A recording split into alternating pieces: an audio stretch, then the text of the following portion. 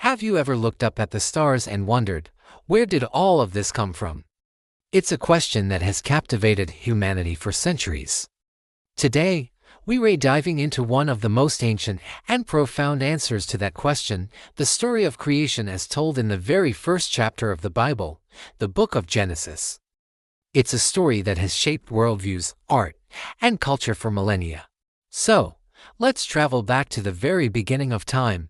In the beginning, there was nothing but a formless, empty darkness, and then a voice spoke, "Let there be light." And instantly, light burst forth. Separating itself from the darkness, God called the light day and the darkness night. This was the very first day the universe had begun. On the second day, God created an expanse to separate the waters, creating the sky above and the waters below. This vast expanse we now call the heavens was put into place. A beautiful canopy over the world that was about to be formed. Day 3 saw an incredible transformation.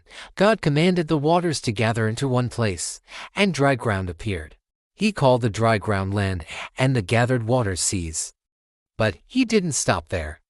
The newly formed land burst into life. Grass, seed-bearing plants, and trees that bear fruit began to sprout all over the earth, each according to its kind. The world was becoming a vibrant, green home. Then came the fourth day. God looked to the heavens and said, "Let there be lights in the expanse of the sky." And so, the sun was created to govern the day, and the moon to govern the night. He also made the stars, scattering them across the dark canvas of space. These celestial bodies were not just for light, they were for signs, seasons, days, and years, giving rhythm and order to time itself. On the fifth day, the waters teemed with life. God spoke, and great creatures of the sea and every living thing that moves in the water were created. At the same time, the sky was filled with birds of every kind, flying above the earth. God saw that it was good and blessed them, telling them to be fruitful and multiply, filling the seas and the sky. The sixth day was the grand finale of creation. First, God created the land animals, livestock, creatures that move along the ground, and wild animals, each according to its kind, began to roam the earth. The world was now filled with an incredible diversity of life. But the most significant act of creation was yet to come. Then God said, "Let us make mankind in our image, in our likeness."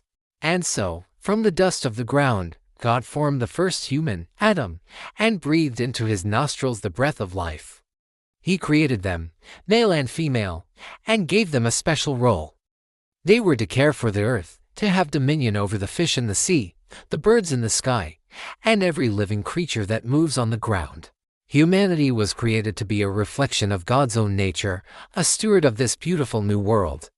Finally, after 6 days of creation, the seventh day arrived.